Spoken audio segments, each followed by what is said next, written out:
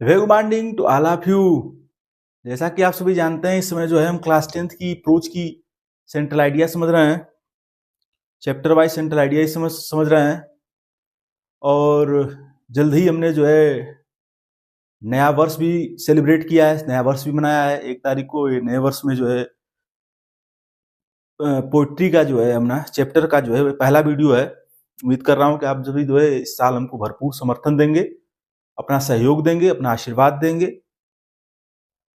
और जो भी मुझ में गलतियां हैं उसको आप बताएंगे, जिससे मैं सीख करके ये जो काम आप लोग के आशीर्वाद से शुरू किया हूँ उसमें हमको सफलता मिलेगी इस साल। तो मैं आप सभी को मैं एक बार पुनः जो है इस नव वर्ष की, नए साल की हार्दिक शुभकामनाएं देता हूं। मैंने हालांकि पहले भी दे दिया, एक बार आज पुनः जो है नव वर्ष की हार्दिक शुभकामनाएं देता हूं। अब जो है आप जैसा कि जानते हैं, इसमें हम क्लास 10th की जो है अप्रोच की कहानियां समझ चुके हैं। इसमें पोइट्री हम पढ़ रहे हैं। पोइट्री में जो है हमने पिछली बार जो है एक कविता पढ़ी थी जिसका सेंट्रल आइडिया अमंडा था। अमंडा की कविता का सेंट्रल आइडिया समझा था हमने। अब आज जो है हमको एक नई कविता समझनी है, क्लास 10th की है, चैप्टर 7 है, जिसका नाम है द ट्रीज। ट्रीज मतलब होता है पेड़। और जो इस ट्रीज की कविता है, इसमें इसका मतलब आप समझ गए हो कि पेड़ के बारे में चर्चा की जाएगी। और जो लिखने वाली हैं पोएटेस है, मैंने यहाँ लिखा भी है, पोएटेस मतलब कवित्री, मैंने लिखा है इसको, जिसका नाम जो है एंड्रियन रिच है। एंड्रियन रिच है, कवित्री है, उनका नाम है। तो हम आज अब इस कविता को समझेंगे। ट्रीज पेड़ के बारे में कविता है। अब चलिए हम इस कविता को शुरू करते हैं, इस पोएम को शुरू करते हैं और सेंट्रल आइडिया को जो है हम समझते हैं। और जब ये सेंट्रल आइडिया मैं बार बार कहता हूँ समझ जाएंगे तो बोर्ड एग्जाम में आपको उत्तर देने में जो है कोई असुविधा नहीं होगी। अब आपका बोर्ड एग्जाम जो है फरवरी में शुरू होने वाला है। तो आइए समझते हैं। लिखा है the poem the trees by Adrienne Rich. मैंने बताया कि एंड्रियन रिच जो है इसकी कवित्री है, उन्होंने जो द ट्रीज जो है पेड़ के बारे में इसमें बताया है। सोच दिखाती हैं the conflict between man and nature with the growth and development of the society. जो एंड्रियन रिच जो कवित्री हैं वो लिखती हैं, और कवित्री लिख रही हैं, दिखाती हैं कि मनुष्य और प्रकृति के मध्य जो है वो कॉन्फ्लिक्ट है। कॉन्फ्लिक्ट मतलब संघर्ष जो बता रही है, मतलब मनुष्य और प्रकृति के बीच क्या संघर्ष है इस समय, उसके बारे में जो है इन्होंने बताने का प्रयास किया। जो कवित्री हैं Adrian rich. Man nature with the growth and development of society. जो मनुष्य के विकास और वृद्धि के साथ जो मनुष्य ने प्रकृति का उपयोग कैसे किया है, किस तरीके से किया है, स्वयं के हित के लिए किया है कि किस तरह किया है, उसके बारे में उन्होंने जो बताने का प्रयास किया है। ह्यूमन बीइंग नेचर बीइंग है, ग्रोथ के लिए किया है, डेवलपमेंट के लिए किया है, सोसाइटी के लिए किया है, किस तरीके से किया है, वृद्धि के लिए किया है। मनुष्य ने प्रकृति को उपयोग स्वयं के हित के हेतु किया है। उन्होंने बताया कि जो किस लिए किया ये बता रही हैं। Human being have used nature for their own benefit. बता रही हैं कि जो मनुष्य और प्रकृति के बारे में इस कविता के बारे में वर्णन किया गया है। वो कह रही हैं कि जो ह्यूमन बीइंग है, जो मानव जाति है, उसने जो है नेचर का जो है, प्रकृति का जो है वो स्वयं के हित हेतु किया है। मनुष्य ने जो है समाज के विकास एवं वृद्धि के साथ मनुष्य ने प्रकृति का उपयोग जो है स्वयं के हित के हेतु किया। मतलब प्रकृति का जो उपयोग मनुष्य ने स्वयं के हित के लिए जो किया है, एवं प्राकृतिक और वातावरण को बहुत ज्यादा क्षति पहुंचाई है। कह रही है कि and benefit and cause a lot of harm and to the natural environment. कह रही है कि जो प्रकृति का उसने जो है उपयोग किया है और जो हमारे आस पड़ोस वातावरण है उसको दूषित किया है, ये बता रही हैं। और इसका कहीं ना कहीं हमको नुकसान भी हो रहा है, कि हुआ है कि जो कविता एक तरीके से सही भी है कि हम जो है पर्यावरण प्रदूषण में हमारा देश जो है वो लगातार जो है काफी पिछले पायदान पे है। 180 देशों की सूची में संभवतः 176वें नंबर पे है, तो काफी पीछे है। तो कहीं ना कहीं इनकी बात सही भी है। प्रकृति का जो है दुरुपयोग जो है मानव ने अपने फायदे के लिए जो है किया है, ये जो कह रही है कवित्री। The poet wants to give the message that, जो कवित्री हैं वो मैसेज देना चाहती हैं, वो संदेश देना चाहती हैं, that the presence of few trees inside our home does not give us the feeling of nature. बता रही है कि जो हमारे आस पड़ोस जो कुछ पेड़ पौधे आप देखते हैं, अपने घरों के अगल बगल जो पेड़ पौधे आप लगाते हैं, वो कह रही है कि ये प्रकृति नहीं है। वो बता रही हैं ये प्रकृति की अनुभूति नहीं प्रदान कर सकती है। अथवा आप लगाते तो इसीलिए कि प्रकृति की अनुभूति प्रदान करेंगे, लेकिन वो जो है कुछ पेड़ों की उपस्थिति जो है, उपस्थिति से हमें जो प्रकृति की अनुभूति नहीं मिल सकती है। शी सजेस्ट हियर दिस, वो यहाँ सलाह देती है कि trees and plants use in the interior decoration feel imprisoned. वो बताती हैं, कहती हैं कि आंतरिक सजावट के लिए उपयोग में लाए गए पेड़ पौधे भी कैद में ही हैं। जब हम आंतरिक अपने अगल बगल पेड़ों को सजाते हैं तो वो कैद में है। कहने का मतलब है कि आपको अपने अगल बगल भी पेड़ों को बचाना है, लेकिन जंगलों को भी बचाना है, जिसका नुकसान करके हम अगल बगल पेड़ लगाते हैं। तो सजावट का काम तो कर सकते हैं, लेकिन वो पेड़ भी क्या है, कैद है। तो हमको जंगलों को बचाना है। कहने का मतलब उनका कुल मिला जुला के जो कहना चाह रही है वो ये है। Decorate real nature is outside, कह रही है कि जो वास्तविक प्रकृति है वो बाहर है। In the forest that we have destroyed, वो कहाँ है, जंगलों में है, हमारे आसपास नहीं है, वो जंगलों में है, जिसको हमने क्या कर दिया है, बर्बाद कर दिया है। द पोएम टेल्स अस, कविता बताती है कि how the trees wants to break free from the wall that human have put around them and go out into the forest. जो वास्तविक प्रकृति बाहर है, वो कह रही है, कविता में बताती है कैसे पेड़ जो है उनके इर्द गिर्द मनुष्यों द्वारा बनाई गई चारदीवारी को तोड़कर जो है उन्होंने कहा जंगलों में जाना चाहते हैं। मतलब जो हमने अगल बगल अपने डेकोरेशन किया है वो वहां नहीं रहना चाहते हैं। वो जो कहाँ जाना चाहते हैं, उस दीवारों को तोड़ के वो जंगलों में जाना चाहते हैं। हमारे आस पड़ोस जो है वो हमको जो डेकोरेट करके हम अपने अगल बगल कर रखते हैं, लेकिन हमने जंगलों को नुकसान पहुंचाया है, तो उनका वास्तविक स्थान जो है वो वहां जाना चाहते हैं। ये जो है कवित्री कह रही है, go outside in forest. The poet says, कवित्री कहती है, everything has a deep desire of for freedom.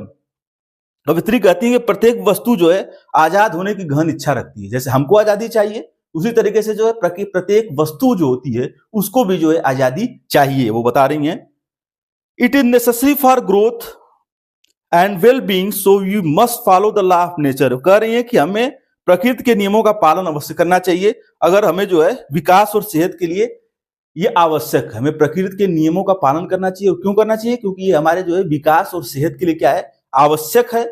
तो कह रही है कि अपने आस पड़ोस पेड़ पौधों को आप लगाते हैं और प्रकृति में जो है बाहरी चीजों को नुकसान करते हैं, ये कहीं ना कहीं जो है इसका हमको नुकसान हम ही को होता है, प्रकृति को ही होता है। तो इसलिए उनका कहने का मतलब कि यह है कि हमको पेड़ों को जो है, जो प्रकृति को, उसको बचाना है। और कहती है कि जंगल खाली थे इसलिए कोई पक्षी पेड़ में बोल नहीं आगे कि पेड़ जंगलों में काटे जाते हैं और घरों में प्रकृति नकली प्रभाव उत्पन्न करने में सजावट करते हैं। जैसे जंगलों को काटते हैं और जो है नकली प्रकृति अगल बगल करते हैं, वो अच्छी चीज नहीं है। क्योंकि जंगल खाली थे इसलिए कोई पक्षी जो पेड़ों की शाखाओं पर नहीं बैठ सकता है, कोई कीड़ा मकोड़ा स्वयं के पेड़ों में नहीं छिपा सकता है, और सूरज की रोशनी पेड़ों की छाया तक द्वारा नहीं ढकी जा सकती। कवित्री कहती है कि जैसे जैसे बाहर की ओर जा रहे हैं, जो जंगल इतनी रातों से खाली थे, सुबह वृक्षों से जो है वो क्या होते हैं, भर जाएंगे। ये बता रही हैं। कवित्री कहती हैं कि it seems the trees were silently in nature in order to be free from the boundaries of house। कह रही है कि पेड़ जो है घर की सीमा से मुक्त होने के लिए रात्रि में चुपचाप जो है अपना कार्य करते हैं। In night free from the boundaries house, the root of trees work all night to free themselves through the cracks of the verandah floors. बोल रहे हैं कि जो बरामदे में फर्श से मुक्त होने के लिए जो पेड़ की जड़ें हैं वो जो है पूरी रात जो है काम करती हैं, मतलब मुक्त होने के लिए। The root of trees work all night, जो बरामदा से जो फ्लोर होते हैं उससे बाहर निकलने के लिए रात भर कार्य करती हैं। The leaves of trees try very hardly to put a lot of pressure out the window glass so that they could break it and go outside. कह रही है कि जो पेड़ की पत्तियां हैं खिड़कियों के कांच पर दबाव डालने का अत्यधिक प्रयास करती हैं ताकि वो उसे तोड़कर जो है बाहर जा सकें। वो बताने का प्रयास किया है कि वो बाहर जा सकें। The small twig have become very hard due to apply too much pressure to free themselves, जो है, और छोटी टहनियां जो हैं वो स्वयं से मुक्त कराने वाले बहुत ज्यादा जो है दबाव डालने की वजह से जो है बहुत कठोर हो गई हैं।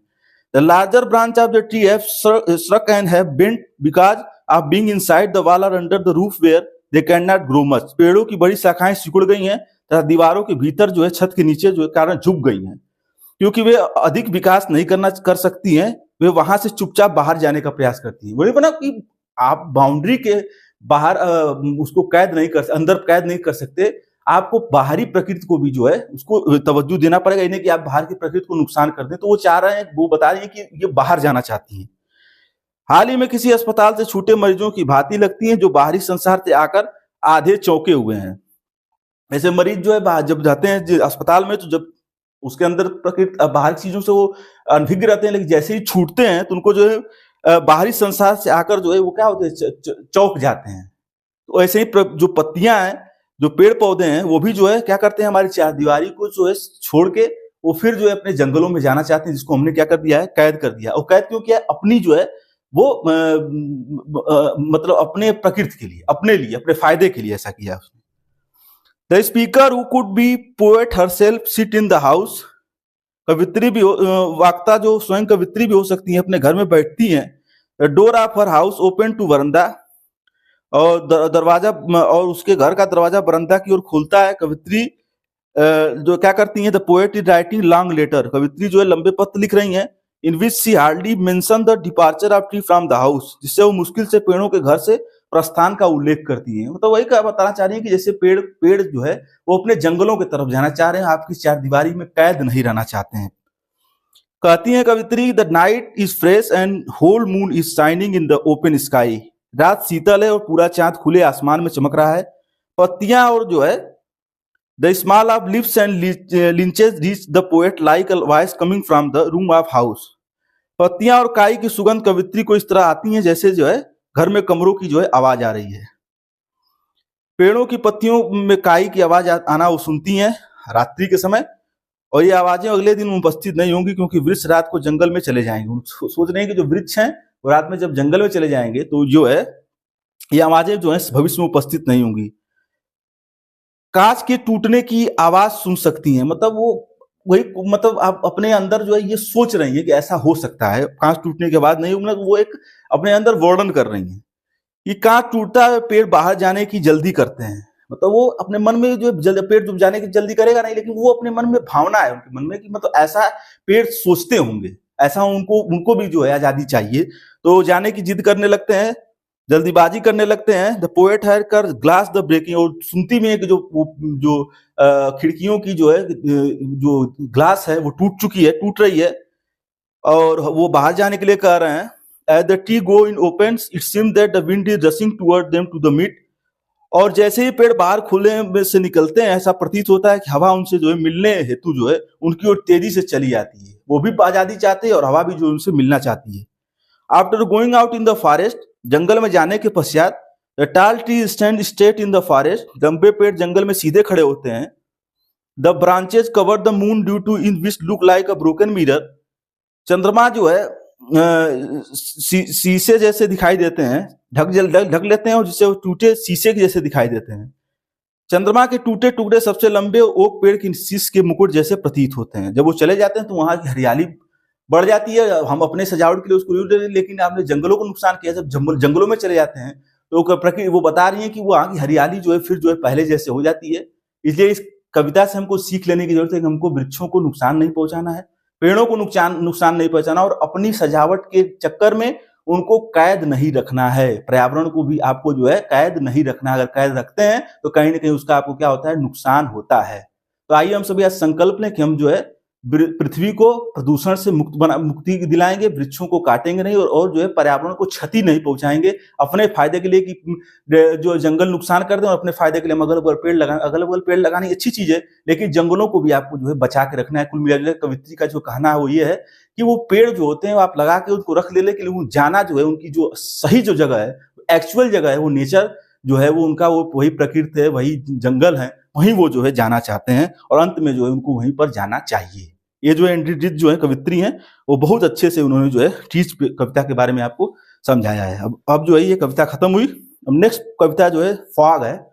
फॉग जो है उसके बारे में मैं आपको बताऊंगा अगले पार्ट में। यह आपकी कविता जो है खत्म हुई। फॉग मतलब कोहरा होता है, तो आपको नेक्स्ट पार्ट में मैं आपको बताऊंगा। ये कविता आपको समझिए, उम्मीद कर रहा हूँ कि आप जो है इससे कविता सीख लेंगे कि प्रकृति को कैद करके नहीं रखेंगे, प्रकृति को आप आजाद करेंगे, और अपने आस पड़ोस पेड़ों को कैद करके नहीं रखेंगे, पेड़ों को आप जो है बचाएंगे, उसका नुकसान नहीं करेंगे, और उनको जो है खुले वातावरण में छोड़ देंगे, जिससे जो है नुकसान आप वो प्रकृति का न हो, और अधिक से अधिक प्रकृति की रक्षा तभी होगी जब हम जागरूक होंगे, हम मानव जागरूक होंगे, तब जो है प्रकृति बचेगी। कहने का मतलब कुल मिला जुला के उनके जो कवित्री एंड्री रिच जो है उनके कहने का मतलब यही है। और ये जो है द ट्रीज जो है कविता है, हर साल 5 जून को हम पर्यावरण दिवस मनाते हैं। तो आइए इस कविता से हम ये सीख भी लें कि हम अधिक से अधिक 5 जून को पर्यावरण दिवस के दिन वृक्षारोपण करेंगे, ताकि जो है नए साल में ये हम संकल्प भी ले सकते हैं कि हम 5 जून को जो है वृक्षारोपण करेंगे पर्यावरण दिवस के दिन। और इस कविता से जो है हमको यही सीख जो है मिली है। तो हम प्रकृति को बताएंगे, और 5 जून को, जो आने वाला 5 जून है, उसमें दिन जो है हम पर्यावरण दिवस के दिन वृक्षारोपण अधिक से अधिक करेंगे। अब अगली कविता जो है मैं आपको बता ही दिया, फॉग है, उसका मतलब होता है कोहरा, वो मैं आपको अगले पार्ट में बताऊंगा। ये कविता खत्म हुई। संडे स्पेशल क्लासेस के लिए मेरे यूट्यूब चैनल को लाइक करें, फॉलो करें, सब्सक्राइब करें तथा अधिक से लोगों को मेरे चैनल पर जानकारी देकर जागरूक करें। Thanks to all of you.